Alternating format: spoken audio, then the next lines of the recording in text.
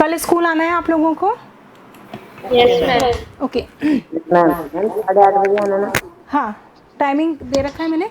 हाँ, हमने यहाँ पे पढ़ा था जो चैप्टर था हजारी प्रसाद द्विवेदी का, जिसका नाम था एक कुत्ता और एक मैना। मैना। ठीक है। अब यहाँ पे बात चल रही थी रविंद्रनाथ टैगोर की, कि रविंद्रनाथ ठाकुर जो थे पहले कहाँ रहते थे? शांति निकेतन। ना बेटा, ध्यान करो, पहले कहाँ रहते थे वो? इसीलिए तो क्वेश्चन आंसर याद करने पड़ते हैं। शांति निकेतन। शांति निकेतन में रहते थे। लेकिन शांति निकेतन उन्होंने क्यों छोड़ा? क्योंकि मैम उनकी तबीयत खराब रहने लग गई हाँ, थी। वो थोड़ा सा रिलैक्स होना चाहते थे, इसीलिए वो सोचते थे कि कम से कम लोग उनसे वो मिले, इसलिए उन्होंने शांति निकेतन कुछ दिनों के लिए छोड़ दिया। और कहाँ आकर के रहने लग गए थे? श्री निकेतन। श्री निकेतन में। श्री निकेतन में जहाँ पे वो रह रहे थे वो 3 मंजिला था, और जो बाहर से सीढ़ियाँ थी वो काफ़ी घुमावदार थी। और जब लेखक ने सोचा कि बहुत दिनों गए उनसे मिले, तो लेखक उनसे मिलने के लिए श्री निकेतन अपने सपरिवार मतलब पूरे परिवार के साथ, बच्चों के साथ वहाँ पहुँचे। वहाँ उन्होंने देखा कि उनका जो कुत्ता है वो वहाँ पर आया है, उसको वो बड़े प्यार से सहला रहे हैं। यहीं तक ही पढ़ा था अपन ने। आगे देखिए, थोड़ा सा ऊपर से ले लेती हूँ, जो बच्चे अगर बाई चांस आ जाएँ तो उनको थोड़ा समझ में जाए। गुरुदेव वहाँ बड़े आनंद में थे। कहाँ? श्री निकेतन पे, जहाँ पर हजारी प्रसाद द्विवेदी उनसे मिलने आए थे।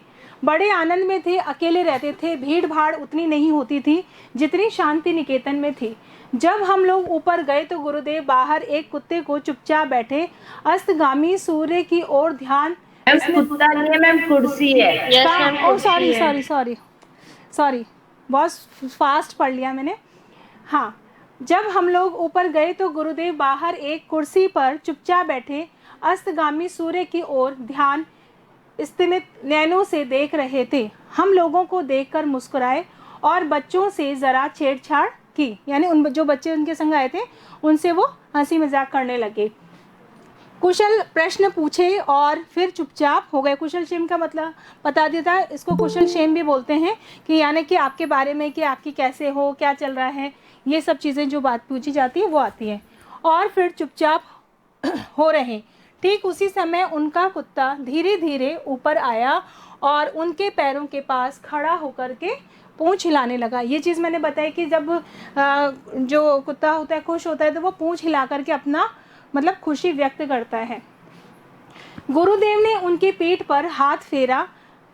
वह आंखें मूंद कर अपने रोम रोम से उस स्नेह रस का अनुभव करने लगा। ये तक मैंने समझा दिया था कि जब उसको सहला रहे थे तो उसका आनंद उस कुत्ते को महसूस हो रहा था।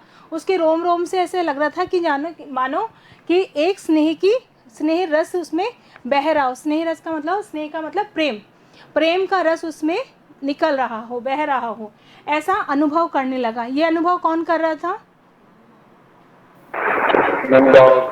हाँ, कुत्ता भी बोल सकते हैं, हम हिंदी क्लास में हैं, कोई बुरी चीज़ थोड़ा है। ओके, अनुभव कर रहा था। गुरुदेव ने हम लोगों की ओर देखकर कहा, देखा तुमने, यह आ गए। हम लोगों की तरफ देखकर कहा, देखा तुमने, यह आ गए। कैसे इन्हें मालूम हुआ कि मैं यहाँ हूँ? आश्चर्य है। और देखो कितनी परितृप्ति इनके चेहरे पर दिखाई दे रही है। परितृप्ति का मतलब क्या होता है? कि जो चीज़ हमारी संतोष। हाँ, संतोष व्यक्त करना, जो हम चाह रहे हैं वो चीज़ अगर हमें मिल जाती है तो यानी कि हमारे आंतरिक रूप से हम परितृप्त हो गए, हम मन से परितृप्त हो। जो चीज़ हमने जैसी चाही वो वैसी मिल जाती है तो हम तृप्त हो जाते हैं। इसे बोलते हैं परितृप्ति। पूर्ण रूप से तृप्त हो जाना परितृप्ति कहलाएगी। हम लोग उस कुत्ते के आनंद को देखने लगे। किसी ने उसे राह नहीं दिखाई थी, न उसे यह बताया था कि उसके स्नेहदाता यहाँ से 2 मील दूर हैं। आगे समझ में? यानी वो कुत्ता केवल अपने आप चलकर आया, किसी ने उसको बताया नहीं, क्योंकि कुत्ते में आपने देखा होगा निकेतन से श्री निकेतन तक वो खुद आ गया। हाँ, वो खुद आ गया। देखो, आपने देखा होगा कि कुत्ते में एक शक्ति क्या होती है? सूंघने की शक्ति होती है। सूंघने की शक्ति होती है कि जिससे कि वो सूंघ करके उस व्यक्ति को जिसको ढूंढना होता है वो वहाँ पहुँच जाता है। आपने सीआईडी वगैरह जिस तरह के जो होते हैं ना सर्च करने के लिए, उसमें देखा होगा कि डॉग रखे जाते हैं, देखा है पिक्चर्स वगैरह में? Yes ma'am. यस है मैम, ना। स्निफर डॉग उसको रखते वो हैं। हाँ इसमें देखा है मैम। हाँ। मैम तो वो स्निफर डॉग रखते हैं। तो वही वो शक्ति में कुत्तों में होती है। और वो कुत्ते वहाँ रविन्द्रनाथ कह रहे हैं कि यह कुत्ते का मतलब हम लोग उस कुत्ते के आनंद को देखने लगे। कुत्ते के आनंद को देखने का मतलब होता है कि वो उनसे मिलकर जो उसको खुशी हो रही थी, प्रसन्नता हो रही थी, वो साफ साफ कुत्ते के चेहरे पर दिखाई दे रही थी। किसी ने उसे राह नहीं दिखाई। राह का मतलब होता है रास्ता या मार्ग नहीं दिखाया था। न ही उसे यह बताया था कि उसके स्नेहदाता मतलब जो प्रेम करने वाले हैं, प्यार करने वाले हैं, प्यार देने वाला है। दाता मतलब कौन हुआ? देने वाला। और स्नेह का मतलब होता है प्रेम, यानी जो प्रेम देने वाला व्यक्ति स्नेहदाता है वो यहाँ से 2 किलोमीटर दूर है। यानी कि श्री निकेतन से और शांति निकेतन की जो दूरी थी वो 2 किलोमीटर दूरी थी। मैम 2 मील। 2 मील। और फिर भी वह पहुंच गया। इसी कुत्ते को लक्ष्य करके उन्होंने आरोग्य में इस भाव की एक कविता भी लिखी थी। आरोग्य मतलब जिसमें उन्होंने लिखा था उसके अंदर एक कविता लिखी थी। प्रतिदिन प्रातः काल यह भक्त कुत्ता स्तब्ध का मतलब वो एक जगह एकदम जड़ होकर के रुक जाना। यानी जड़ का मतलब होता है कोई चीज हिलना डुलना नहीं होता, एकदम एक टक किसी चीज को देखते रहना। हाँ, स्तब्ध होकर आसन के पास जब तक बैठा रहता है जब तक अपने हाथों के स्पर्श से मैं इसका संग नहीं स्वीकार करता। यानी कि वो तब तक वहाँ पर उनके साथ रहता है जब तक कि रविंद्रनाथ टैगोर उसके ऊपर स्नेह भरा हाथ नहीं फेर देते। यानी कि इससे पता चल जाता है कि हाँ मैं यहाँ पर आया हूँ और तुमने मुझे देख लिया है, तब तक वो अपनी जगह से नहीं हिलता है। हाथों का स्पर्श का मतलब होता है छूना, किसी चीज को टच करना स्पर्श कहलाता है। मैं इसका संग नहीं स्वीकार करता। इतनी सी स्वीकृति पाकर ही उसके अंग अंग में आनंद का प्रभाव बह उठता है। स्वीकृति का मतलब होता है अनुमति देना, है ना। यानी कि किसी चीज़ को आपने कहीं जाने के लिए पूछा अपने पेरेंट्स से, उन्होंने आपको हाँ कर दिया तो वो उनकी स्वीकृति हो गई। ठीक है, परमिशन। हाँ परमिशन। लेकिन परमिशन सब इंग्लिश हो गया इसलिए मैंने वो समझाया। उसके अंग अंग में आनंद का प्रभाव बह उठता है। अंग अंग में प्रभाव बहने का मतलब आप ये देखिए कि जब आपको मान लीजिए आपके दोस्तों के संग आज किसी पार्टी में जाने का आप लोगों ने या पिकनिक जाने का प्रोग्राम बनाया है, काफ़ी दूरी पर है, काफ़ी सारी किलोमीटर दूरी पर है, तो आपके पेरेंट्स जाने से मना कर रहे, नहीं हम बच्चों को अकेली नहीं भेजेंगे, पता नहीं रास्ता कैसा होगा, आप भूल जाएंगे, कहीं वहाँ से स्लिप हो जाए, लग जाए, कोई लड़ाई झगड़ा हो जाए, तो वो नहीं भेजेंगे क्योंकि पेरेंट्स डरते हैं भेजने में। तो आपका फेस क्या हो जाएगा? बिल्कुल निढाल हो जाएगा, दुखी हो जाएगा, परेशान हो जाएगा, है ना। लेकिन अगर वो स्वीकृति आपको दे देते हैं तो आपके मन में चेहरे पर जोश दिखेगा, एनर्जेटिक लगोगे आप, इतने ऐसे लगोगे जैसे आपके पैरों में पहिए हों और घूमना शुरू, है ना, खुशी का। तो इसे बोलते हैं खुशी का प्रभाव। हमारा दिल अंदर से बहुत ज़्यादा खुश हो जाता है उस काम को जब हमको किसी चीज़ की स्वीकृति मिल जाती है। तो वो बोल रहे हैं कि ऐसा जब वो कुत्ता उनके पास आके बैठता था और बैठने के बाद जब उन्हें स्नेह से वो सहला देते थे तब उसे बहुत अच्छा लगता था और उसके ऐसा लगता था कि अंग अंग में आनंद का प्रभाव बह उठा हो। आनंद का प्रभाव बहने का मतलब समझ में आ गया जो मैंने अभी समझाया, खुशी की लहर दौड़ना, है ना। इस वाक्यहीन प्राणी लोक में सिर्फ यही एक जीव अच्छा बुरा सबको भेद कर संपूर्ण मनुष्य को देख सकता है। इस वाक्यहीन मतलब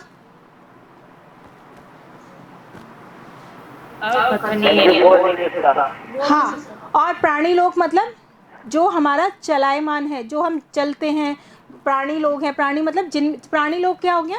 जो पृथ्वी पर जो चीज़ सजीव है वो होती है प्राणी लोग में। सिर्फ एक यही जीव अच्छा बुरा सबको भेद कर का मतलब होता है जानकारी रखकर, उसको इतना जानकारी होती है, उसको इतना भेद होता है कि कौन अच्छा है कौन व्यक्ति है। आपके परिवार में मान लीजिए आप 5 मेंबर रहते हैं तो डॉगी अगर आपके घर में है तो वो कभी भी आपको देख करके भौंकेगा नहीं। वो भौंकेगा तब कोई चीज़ गलत देखेगा, या किसी नए व्यक्ति को देखेगा तो उसको देख करके भौंकेगा, अनजान व्यक्ति को देखे, या और उनमें से भी उसको ये पता रहता है कि ये व्यक्ति किस नीयत से आपके घर आया है, अच्छी नीयत से है बुरी नीयत से आता है। जो चीज़ आप नहीं देख सकते हो, आपका अगर कुत्ता अगर पालतू है तो वो उस चीज़ को देख सकता है। मैम उनके पास सिक्स सेंस होती है क्या? सिक्स सेंस होती है। अच्छा, इसका एक एग्जांपल और बताती हूँ, बहुत इजी तरीका, तो और जल्दी समझ में आएगा। आप जब रात को सो जाते हो तो आपके जो गली के कुत्ते होते हैं, जो जो किसी ने पाल नहीं रखे होते, कभी कभार आपने बिस्किट और दूध पिला दिया या रोटी खिला दी या कुछ खाने को डाल दिया और आप लोग सो जाते हो, तो वो कुत्ता कभी नहीं भौंकेगा। लेकिन मान लो रात के टाइम कोई अनजान व्यक्ति वहाँ से निकलेगा तो वो कुत्ता अचानक भौंकना शुरू कर देता है। तो आपकी कई बार नींद भी खुलती होगी, भाई आज कुत्ता क्यों भौंक रहा है क्यों? तो आप सोचो कि इतने हज़ारों लोग वहाँ से निकलते हैं, लेकिन वो पहचान जाता है कि इस समय कोई हमारे यहाँ कोई नया व्यक्ति यहाँ से निकल रहा है। इसी तरह आप देखो, साधारण आप वहाँ पे 50,000 निकल होंगे, कभी कुत्ता नहीं भौंकेगा रोड पर, लेकिन जैसे कचरा बीनने वाले कुछ गलत उससे होंगे तो उनको देखते कुत्ता भौंकना शुरू कर देता है। ठीक है, होता है नहीं होता ऐसा? होता है। तो वही चीज़ यहाँ पे बताइए कि ये एग्जाम्पल मैं इसलिए देती हूँ कि जिससे कि आपको ये बहुत अच्छे से समझ में आ जाए। साथ ही जब वो किसी को क्वेश्चन को आप पढ़ते हो तो वो आपको ये चीज़ पूरी ध्यान में आ जाएगी और आप आंसर लिख सकते हो। आगे कहते हैं कि सबको देखकर संपूर्ण मनुष्य को देख सकता है, उस आनंद को देख सका है जिसे प्राण दिया जा सकता है, जिससे अहेतुक प्रेम ढाल दिया जा सकता है, जिसकी चेतना असीम चैतन्य लोक में राह दिखा सकती है। अब मैं इस मूक हृदय का प्राणपण आत्मनिवेदन देखता हूँ। एक पिक्चर है, बहुत पुरानी पिक्चर है जैकी श्रॉफ की, कभी मौका पड़े तो देखना, तेरी मेहरबानियाँ करके शायद पिक्चर है। उसके अंतर्गत वो कुत्ता और जैकी श्रॉफ उसके बारे में है कि तब आप वो उस पिक्चर को देखोगे तो इस चैप्टर का जो ये प्रसंग है वो बहुत अच्छे तरह समझ में आ जाएगा अपने को।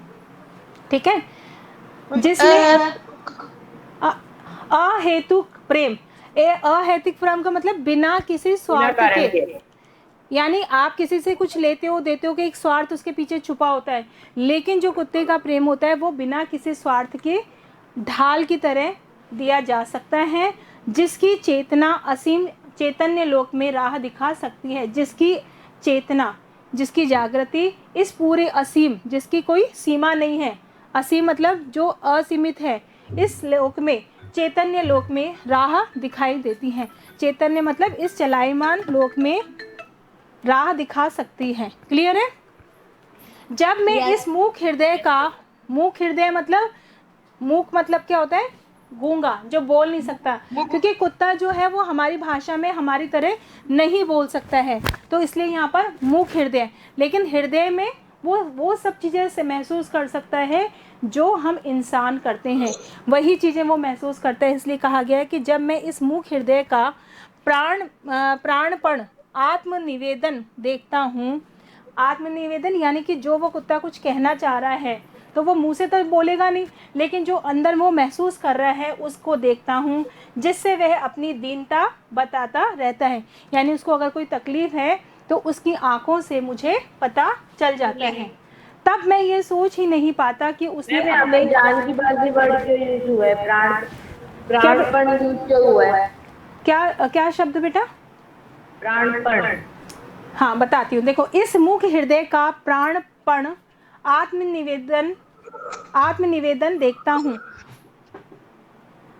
मैं। इस मूक हृदय का यानी कि जो व्यक्ति बोल नहीं सकता, आंतरिक रूप से अंदर हृदय से जो बात कर रहा है, उसके प्राणपण आत्मनिवेदन मतलब तो जान की बाजी लिख रखा है, तो मैम इसमें जान की बाजी मतलब क्या हुआ? बता रही हूँ। प्राणपण आत्मनिवेदन देखता हूँ यानी कि वो उसके जो भाव होते हैं वो मुझे ऐसे लगते हैं कि मानो वो मेरे से आत्मनिवेदन कर रहा है कि मैं तुम्हारे लिए अपनी जान भी दे सकता हूँ। यानी उनका, उसके आँखों से जब हमें जब मिलती है, उसके हृदय में जो भाव रहते हैं उनको देख करके वो मेरे ऊपर सर्वस्व न्यौछावर भी करने को तैयार हो जाता है। जो वो फिल्म का मैंने जब आपको अभी जो एग्जांपल दिया था ना, वो इसीलिए कि कुत्ता अपने मालिक के लिए अपनी जान भी दे सकता है। किसके लिए? एंटरटेनमेंट भी तो है। एंटरटेनमेंट तो है, लेकिन इसका वो अपने मालिक को बचाने के लिए अपनी जान भी दे सकता है। यानी कि जो व्यक्ति खुद स्वयं महसूस नहीं करता, आपके घर में मान लो कोई खतरा होने वाला है, परेशानी आने वाली है, संकट आने वाला है, तो आपके कुत्ते को आपसे पहले पता चल जाता है। पता है ये बात? अगर मान लीजिए आपके घर में कोई बहुत बुज़ुर्ग व्यक्ति है, दादा परदादा बहुत बुज़ुर्ग व्यक्ति है, और उनकी तबीयत दिन पे दिन बिगड़ती जा रही है, और मतलब डॉक्टर ने जवाब तक भी दे दिया, तो आपका सब कुछ तो वैसा का वैसा रहेगा, लेकिन वो जो कुत्ता होगा वो बिल्कुल निढाल हो जाएगा, उसने खाना पीना बंद कर देगा, वो बिल्कुल शांत हो जाएगा, वो दिन भर उसकी आंखों में से आंसू आप देखोगे, दिन भर वो नीरसता रह जाएगी। तो इसका मतलब समझ लो कि ये इंडिकेशन क्या है कि कुछ बुरा होने वाला है। यहाँ तक भी कुत्तों का जो बताया यहाँ पर आत्मनिवेदन से प्राणपण का मतलब है वो अपनी मतलब जान भी न्यौछावर करने के लिए तैयार हो जाता है, जिसमें वह अपनी दीनता बताता रहता है। तब मैं यह सोच ही नहीं पाता कि उसने अपने सहज बोध से मानव स्वरूप में कौन सा मूल्य आविष्कार किया है। आविष्कार का मतलब क्या होता है? खोज करना, है ना, खोज करना। जिसने वह अपनी दीनता बताया, उसकी जो दीनता, उसकी दयनीयता जो वो अपनी बताता है, तब मुझे ये समझ में भी नहीं आता कि उसने अपने सहज साधारण तरीके से, आपको गुस्सा आता है किसी चीज़ के लिए तो आप जोर से बोल लेते हो, जिद कर लेते हो है, लेकिन वो अपने मन के जो भावों को होता है बहुत सहजता से सामने प्रकट करता है। आगे लेकर कह रहे हैं कि सहज बोध मानव स्वरूप में, जो मानव जाति है उनके स्वरूप में कौन सा मूल्य आविष्कार किया है। ऐसा कौन सा मूल्य मतलब है वो आविष्कार मतलब उसकी खोज की है। इसकी भाषाहीन दृष्टि की करुण व्याकुलता जो कुछ समझती है, इसकी भाषाहीन दृष्टि यानी कि जो वो बोलता है, बोल तो सकता नहीं है, आपको कुछ चीज़ पानी चाहिए होता है आप गुस्सा दिखा देते हो, आपको प्यार आता है प्यार दिखा देते हो, बोल के बता देते हो, लेकिन भाषाहीन, लेकिन वो मुंह से ना तो हंस के बोल सकता है, अगर डॉगी बहुत खुश है तो ज़्यादा से ज़्यादा क्या होगा, पूंछ को हिला देगा, लेकिन मुंह से वो बोल नहीं सकता कि वो बहुत खुश है। और दुखी है तो भी उसकी आंखों से पता चल जाएगा कि वो दुखी है, इसलिए कहा है कि भाषाहीन दृष्टि यानी उसकी आंखों से ही सब पता चलता है, उसकी खुशी का भी, उसकी वेदना का भी, परेशानी का भी। कि करुण व्याकुलता जो कुछ समझती है उसे समझा नहीं पाती है, यानी जो सब वो कुत्ता महसूस कर रहा है उसको वो हर व्यक्ति को नहीं समझा पाता। केवल किसको समझा पाएगा? जो उसका मालिक होगा, जो उसको पढ़ना जानता होगा, जो उसको समझना जानता होगा। साधारण व्यक्तियों के लिए तो ऐसा लगेगा कुत्ता है जैसे कुत्ता है, कोई खास बात नहीं है, उसकी आंखों को कोई पढ़ना ही नहीं सीखेगा।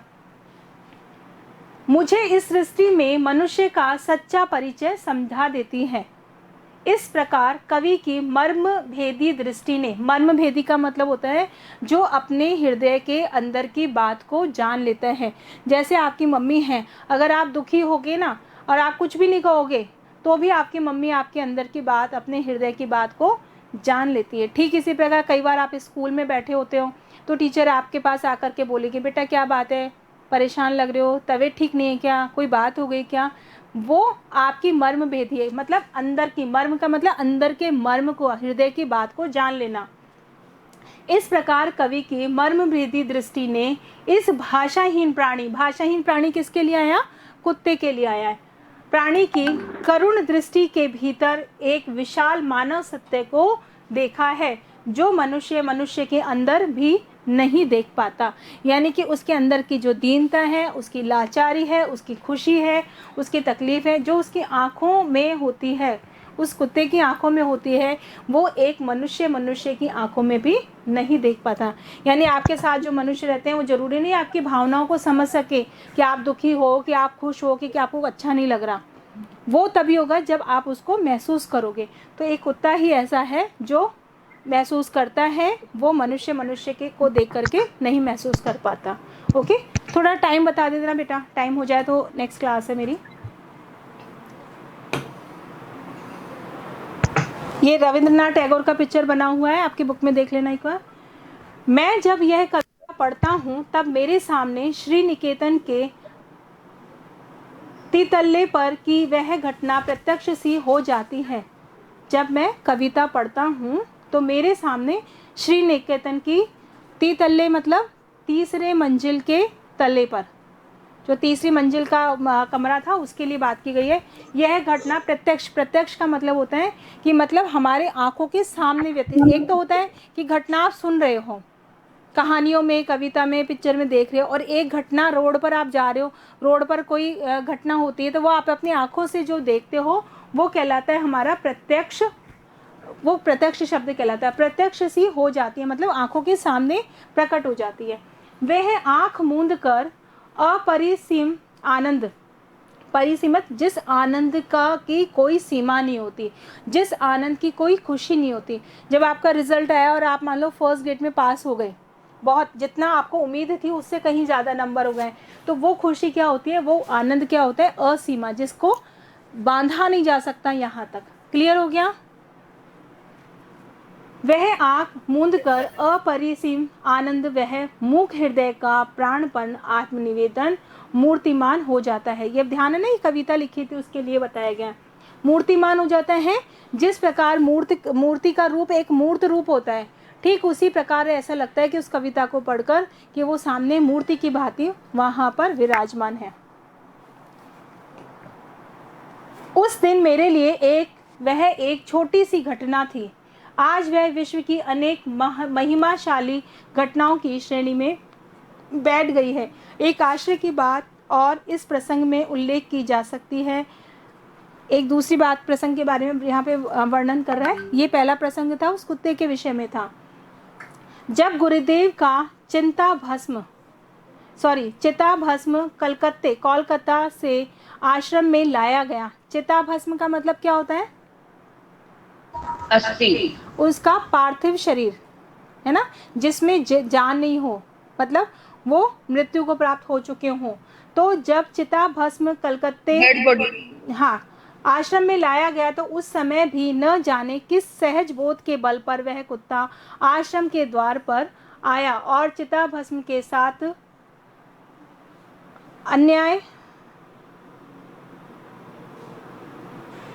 अनन्या आश्रम वासियों के साथ शांत गंभीर भाव से उस उत्तरायण तक गया। आचार्य क्षिति मोहन सेन उनके सबके आगे थे। उन्होंने मुझे बताया कि वह चिता भस्म के कलश के पास थोड़ी देर चुपचाप बैठा भी रहा। समझ में आ गया? यानी वो कुत्ता जब वो मर गए तो भी उसको महसूस हो गया कि जो मेरा मालिक है, जो मेरा स्नेहदाता था, वो अब इस दुनिया में नहीं है। उस चीज़ को उसने कहाँ से कहाँ महसूस करके वो वहाँ पर भी पहुँच गया। आगे देखिए, कुछ और पहले की घटना याद आ रही है। उन दिनों शांति निकेतन में नया ही आया था। आप देखो, इसको इस तरह से भी देख सकते हो कि अगर आपके घर के आसपास कोई कुत्ता रहता है, आप 2 या 4 दिन उसको बिस्किट खिलाने लग जाओ। जिस टाइम पे आप बिस्किट खिलाने लग जाओ या गाय को रोटी खिलाने आप 4-5 दिन का नियम लगाओ, ठीक, आपकी गाय आप भूल जाओगे, लेकिन उसी उनके पास कोई घड़ी नहीं होती है, फिर भी वो उसी समय आपके दरवाजे पर वो कुत्ता आपको आकर के ज़रूर मिलेगा। और वही कुत्ता आपके घर से 2 किलोमीटर दूर मतलब मिल जाता है। सुनना मेरी बात ध्यान से, 2 किलोमीटर दूर भी अगर वो कुत्ता मिल जाता है तो वो साथ आपके घर तक आपके साथ में आ जाएगा। इस बात की गारंटी मैं देती हूँ, क्योंकि जब मैं एक बार भोपाल थी तब मेरे घर के बाहर एक डेली डॉगी आता था, कुत्ता आता था, तो हम उसको रोज़ाना बिस्किट का एक पैकेट दे देते थे। 8-10 बिस्किट खाता, पानी पिलाते और चला जाता था। एक दिन मार्केट गई थी और वो कुत्ता कम से कम 1.5-2 किलोमीटर की दूरी पर था। वहाँ से मैं बस से उतर के पैदल आ रही थी। रात का टाइम था, मे बी 10-10:30 बजे थे। 10-10:30 बजे वो कुत्ता मुझे देख करके पहचान गया। इतना अंधेरा था, मतलब मरकरी लाइट भी करीब रोड पर नहीं चल रही थी, लेकिन वो साथ मेरे साथ घर तक आया। साथ में कोई और राहगीर मेरे साथ चलने लगा तो भौंकने लगा उसके ऊपर कि भाई ये कोई अनजान व्यक्ति है, तो उसको भौंक करके दूर कर दिया और मेरे साथ मेरे घर तक आकर के मुझे छोड़ के जब मैं गेट के अंदर चली गई उसके बाद में वो चला गया। मैं दोबारा आई भी कि उसको पहचाने उसको। हाँ, तो डॉगी को मैं तो पहचान जाऊंगी बेटा, जिसको रोज मैं बिस्किट खिला रही हूँ। मैंने फ़ौरन पहचान लिया, तो मुझे ना तो उससे डर लगा। और मैं जब दोबारा लौट के कि चलो अब मैं उसको बिस्किट दे देती हूँ, रात को आया, 10-15 मिनट का रास्ता था पैदल का, तो लेकिन वो मुझे घर तक छोड़कर और चला गया। तो ये मैं आपको नहीं कह रही, आप ये करके देखना अपने घर के, 4-5 दिन आप उसको बिस्किट खिला दो, वो नियम से आपके पास आएगा। ठीक है? तो ये जो आपका प्रसंग है वो आपको बहुत अच्छे से समझ में आ जाएगा। ठीक है? आगे टाइम देखो बेटा, हो गया? Yes ma'am. यस मैम हो गया। चलिए कल देखते हैं अपन। Okay, okay ma'am. एक बार 9th क्लास